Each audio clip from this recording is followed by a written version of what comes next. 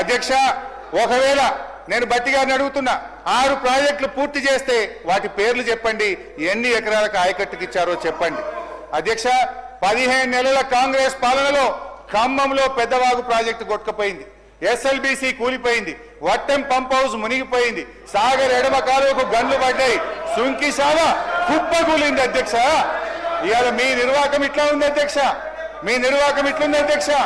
అధ్యక్ష మీ బడ్జెట్ ప్రసంగంలో of course నేను దీని మీద ఇరిగేషన్ పద్ధతి వచ్చినప్పుడు డీటెయిల్ గా మాట్లాడతా, టైం లేదు, జస్ట్ 2 minutes లో 1 minute లోనే దీన్ని కంప్లీట్ చేస్తా అధ్యక్ష.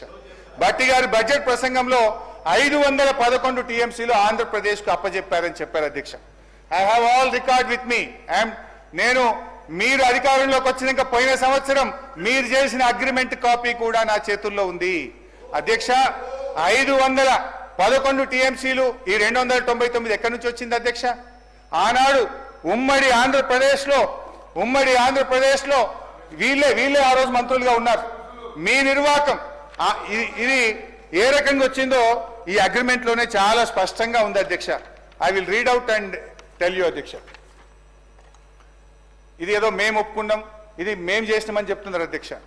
ఇది అగ్రిమెంట్ 26 June 2015 అధ్యక్ష. However as per the arrangements various decisions taken by the erstwhile state of Andhra Pradesh, revised allocations in both the parts of the state came to be 512 in Andhra Pradesh and 299 TMC in Telangana.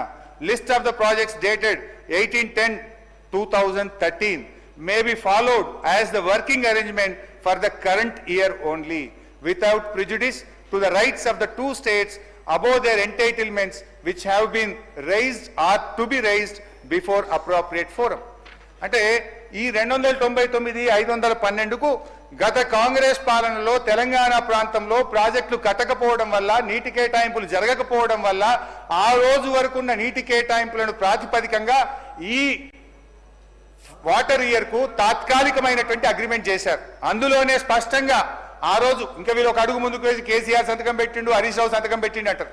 దీని మీద పెట్టింది ఒకవైపు ఆదిత్యనాథ్ దాస్ ఆంధ్రప్రదేశ్ నుంచి, ఈ రోజు మీ advisor గా పెట్టుకున్నారు కదా, ఆనాడు తెలంగాణకు అన్యాయం చేసిన ఆదిత్యనాథ్ దాస్ ను మీరు అడ్వైజర్ గా పెట్టుకున్న అతను మన రాష్ట్రం నుంచి ఎస్కే జోషి గారు దీని మీద అగ్రిమెంట్ సంతకం పెట్టింది అధ్యక్ష.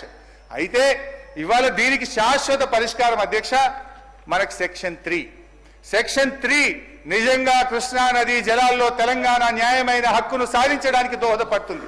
ఇవాళ దాన్ని హరీష్ రావు గారు సార్, కృష్ణా నది జలాలకు సంబంధించి మొన్న గౌరవ ముఖ్యమంత్రి గారు స్పష్టంగా చెప్పారు, ఉత్తమ్ కుమార్ రెడ్డి గారు మా ఇరిగేషన్ మంత్రి గారు కూడా చెప్పారు.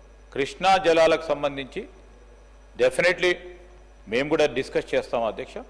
సమయం ఇవ్వండి, ఎవరు పొరపాటు చేశారు, ఎవరి వల్ల ఈ విధంగా జరుగుతూ ఉంది, ఎవరి పాపం ఎవరిపైన అన్నిటి కూడా స్పష్టంగా మాట్లాడతాం అధ్యక్ష. నీళ్లు పాలుగా డెఫినెట్లీ మన ప్రజలకు తెలియాల్సిన అవసరం ఉంది.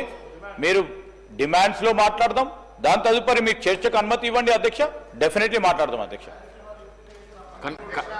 కన్క్లూడ్ చేయండి హరీష్ రావు గారు. సార్ నేను కేవలం 45 నిమిషాలే మాట్లాడిన అధ్యక్ష, నాకు ఇంకొక మినిమం 45 minutes కావాలి అధ్యక్ష. Kindly please sir.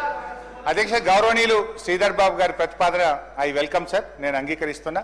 దయచేసి ఈ బడ్జెట్ లోనే కృష్ణా నదీ జలాలపైన ఒకరోజు చర్చ పెట్టండి. పాలేందో నీళ్ళేందో ఈ రాష్ట్ర ప్రజలకు తెలవాలి. ఎందుకంటే మీ నిర్వాహకం వల్ల ఈ సంవత్సరం 34% వాడుకోవాల్సిన నీళ్లు 24% వాడుకోవడం వల్ల నల్లగొండ, ఖమ్మం, మహబూబ్ నగర్ జిల్లాలో ఇలా ఎట్లా పంటలు ఎండిపోతున్నాయో, ఈ ప్రభుత్వం నీటిని రాబట్టడంలో ఎట్లా ఫెయిల్ అయిందో డిస్కస్ చేద్దాం అధ్యక్ష. ఈ సెషన్ లో దయచేసి ఎల్ఏ మినిస్టర్ గారు ఈ సబ్జెక్ట్ ను డిస్కషన్ పెట్టాలని కూడా నేను మీ ద్వారా కోరుతున్నాను అధ్యక్ష. అయితే సెక్షన్ 3లో ఒకటే మాట చెప్పి ముగిస్తా. ఈ వాటర్ విషయంలో సెక్షన్ 3 అనేది తెలంగాణకు ఒక వరం అధ్యక్ష. దాన్ని ఇవాళ బీఆర్ఎస్ ప్రభుత్వం సాధించింది. ట్రిబ్యునల్ ముందు వాదనలు జరుగుతూ ఉన్నాయి. మీరు మంచి న్యాయవాదులను పెట్టండి, వాదనలు వినిపించండి, తెలంగాణకు న్యాయబద్ధమైనటువంటి వాటా 575 టీఎంసీలు రాబట్టండి అని చెప్పి కోరుతున్నాను అధ్యక్ష. ఇకపోతే అధ్యక్ష విద్య, గురుకులాలు ఈ రాష్ట్రంలో ఏ రకంగా జరుగుతుందో కూడా ఒకసారి బడ్జెట్లో వారు పెట్టిన లెక్కలు, ఏడాది పాలనలో ఏం జరిగిందో కూడా ఒకసారి చూడాలి అధ్యక్ష. రాష్ట్రంలో 15 నెలల కాంగ్రెస్ పాలన వల్ల ఒక్కొక్క వ్యవస్థ దారుణంగా విధ్వంసం అవుతా ఉంది అధ్యక్ష.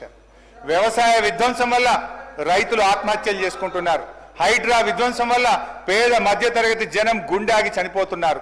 రియల్ ఎస్టేట్ కుప్పకూలి రియల్టర్లు ఆత్మహత్య చేసుకుంటున్నారు. ఉపాధి దెబ్బతిని ఆటో డ్రైవర్లు తమకు తాము బలి చేసుకుంటున్నారు. చివరికి గురుకులాల్లో చదువుకున్న చిన్నారులు కూడా సరి అయిన ఆహారం పెట్టక 83 మంది పిల్లలు